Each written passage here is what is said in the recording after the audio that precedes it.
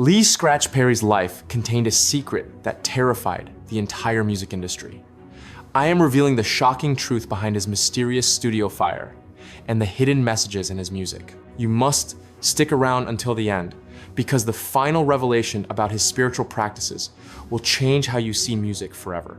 The air once trembled with sound inside the Black Ark, where Lee Scratch Perry turned ordinary machines into instruments of sorcery. Then, one evening, as if guided by the same unseen spirits that had whispered to him all his life, he poured gasoline across the floorboards of his own creation. Flames swallowed the studio that had birthed the heartbeat of a generation. To outsiders, it was madness. To Perry, it was deliverance, a purification by fire. Before that blaze, the Black Ark was not a studio. It was a living, breathing organism. Its walls were tattooed with mystic signs, covered in coded blessings to ward off corruption. There, Perry summoned sounds from invisible realms: echo, reverb, distortion, all twisted through the rhythm of his heartbeat. Artists like Max Romeo, the Heptones, and Junior Murvin came seeking hits, but they left baptized in something far deeper: War Ina Babylon, Police and Thieves, Party Time. They weren't just records. They were prophecies pressed in vinyl, the gospel of rebellion, crafted by a man who believed that every bass line could cast out demons. But Perry's genius was rooted long before that sacred space existed. Born in 1936 in the parish of Hanover, to Ina Davis and Henry Perry, he was the son of Yoruba ancestry, a bloodline that carried the rhythm of drums and the whisper of ancestors. His mother's mysticism ran through him like electricity, and even as a boy, he claimed the spirits spoke to him. They told him when to dance, when to move, and eventually, when to leave. He left school early, wandered through Clarendon as a dancer, and then drifted to Kingston, Jamaica's musical capital.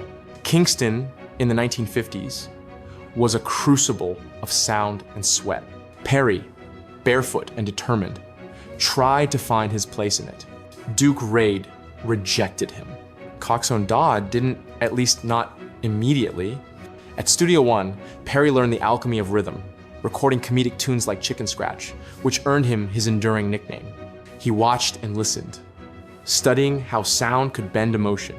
But when money and ego soured the relationship, Perry did what he always did when cornered: he turned rebellion into art. His vengeance came in the form of a record song titled "People Funny Boy." It opened with a cry, mocking Joe Gibbs, his former boss. The song exploded across Jamaica, selling tens of thousands of copies. In that moment, Scratch wasn't just a nickname, it was a declaration. He was now the upsetter, the man who turned conflict into rhythm, pain into prophecy. Soon after, he gathered a group of musicians and called them the Upsetters. Their music, full of swagger and strange beauty, reached across oceans with the instrumental Return of Django, which stormed the UK charts. The rebel had become a legend. Then came destiny in the form of three young visionaries: Bob Marley, Peter Tosh, and Bunny Wailer. They came to him searching for a new sound, a new direction. Perry gave them both. Together they carved tracks like Small Axe, 400 Years, and Soul Rebels, raw and revolutionary songs that cracked open the soul of reggae itself. But where there was creation, destruction was never far behind. Perry, in one of his darker moves, sold the master tapes without the Wailers' consent. Trust fractured, friendship burned. Peter Tosh would later confront him in a Kingston restaurant. Still, despite the chaos, those sessions gave the world the sound that would make Bob Marley immortal. The 1970s crowned Perry the high priest of sound. From his backyard sanctuary, the Black Ark, he conjured music with machines that had no right to sound divine: a 4-track recorder, a battered mixing board, and his unshakable faith that sound was a living spirit. He would talk to his machines, curse them, praise them, feed them herb smoke, and record through walls of delay and echo until every note breathed.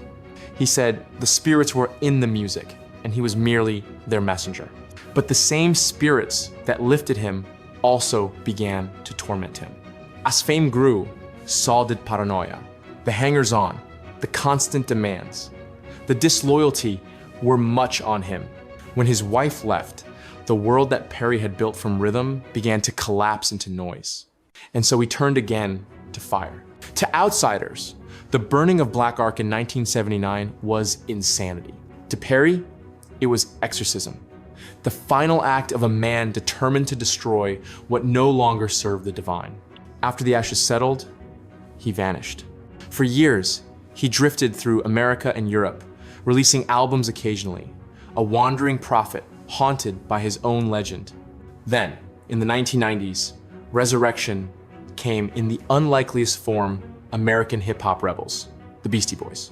They hailed him as a godfather, put him on tour, and handed him a song of his own titled Dr. Lee PhD. Through them, a new generation discovered the eccentric genius of the upsetter. He embraced the chaos again, this time in Switzerland, where he built a new temple, the secret laboratory. But fate repeated itself. In 2015, the studio burned down, just like the Ark decades before. Perry only smiled. To him, destruction wasn't tragedy, it was transformation. Fire, he believed, was the highest form of purification, a conversation between man and the Most High. Through it all, he never stopped creating. He released more than 20 albums in his later years, received Jamaica's Order of Distinction in 2012, and a Gold Musgrave Award the next year. His 2002 album, Jamaican E.T., even earned him a Grammy. Yet, the titles meant little to him. He spoke of music as spirit, of rhythm as prayer. On August 29, 2021, at 85 years old, Lee Scratch Perry left the physical world. But for those who listen, he never truly departed. His laughter still echoes through the bass lines of reggae, his fingerprints linger in every dub mix, and his fire, both real and metaphorical, continues to burn in the hearts of those who create fearlessly. He was chaos and creation in one body, a man who turned madness into melody, pain into prophecy, and music into eternal flame.